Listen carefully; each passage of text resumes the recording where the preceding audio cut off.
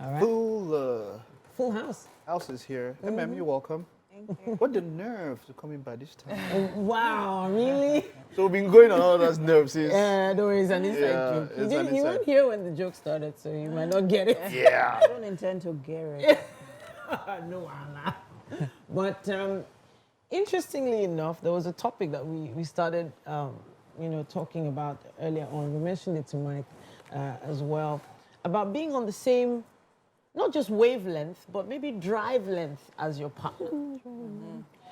Because there was a particular case that you said you were going to talk about.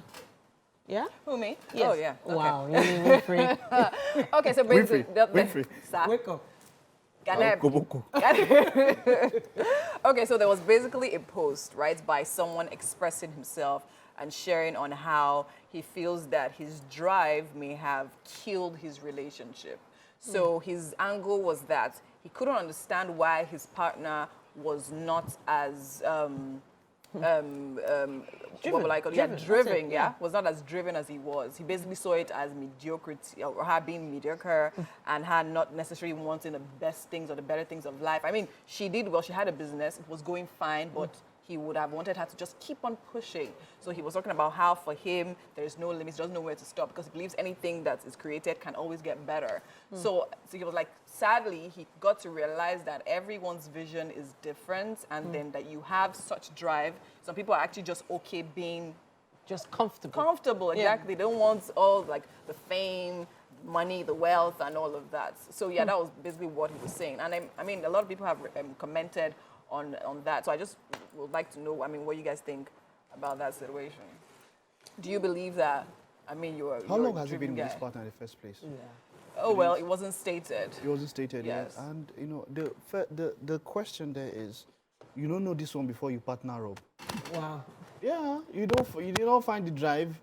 You understand? I don't get how. So that's where people see me, and you know, when they ask that question, by the time I'm done with them a number of times, and are you married? Why not married? Look at you. Don't let me start with you. Where are you doing this because? Okay, think about it. If I have a relationship with Winfrey or TT or what would marriage do that will make that relationship more symbiotic? Is there anything marriage will do that will make that relationship more symbiotic than it already is, or that will make us give more value to ourselves than we already do? Some value you have with some friends, you don't need to be married to them to get to receive and give value. True. So the question is, what were you looking for when you got into that? Didn't you know all of this? Didn't you find out all of this? Yeah.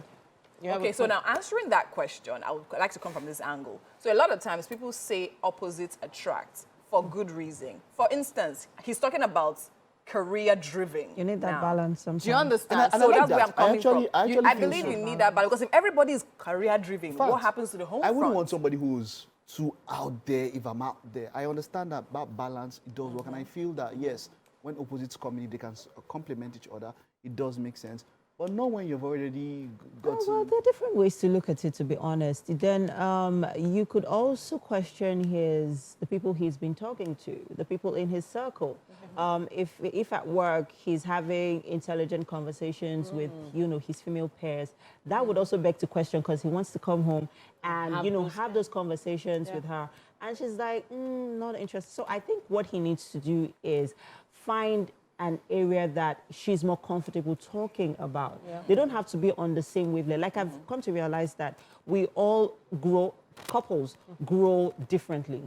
Our level of maturity, physically, emotionally, spiritually, we grow at different levels, different frequencies, different paces.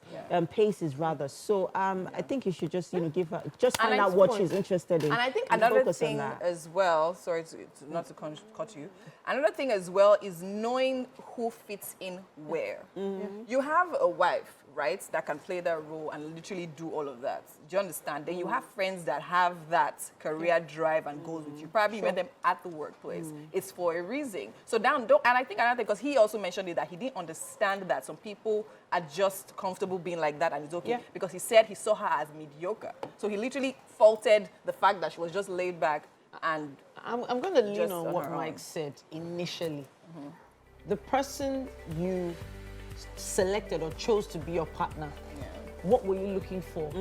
For me, for instance, the most irritating thing to me is a guy that does not have a plan. Even if you are legit broke, What if his plan? but you have a plan. Long term. What if his plan No. is not to have a plan? It's more inspiring than a guy that has just been given a nest egg from his father and doesn't have a plan. I think what anyone should take away from this conversation is before you get into that marriage situation with whoever or whomever, have a conversation about everything that would affect your marriage so that you're not having this sort of issues after you're married. Some people want driven men. By the time you enter now, you see how driven the man you complain is not at home. He's driven at home. Where does want to drive to? That's it. That's it. Let's hear your thoughts on social media. We'll take a time out. We will be back with the rest of the show after this.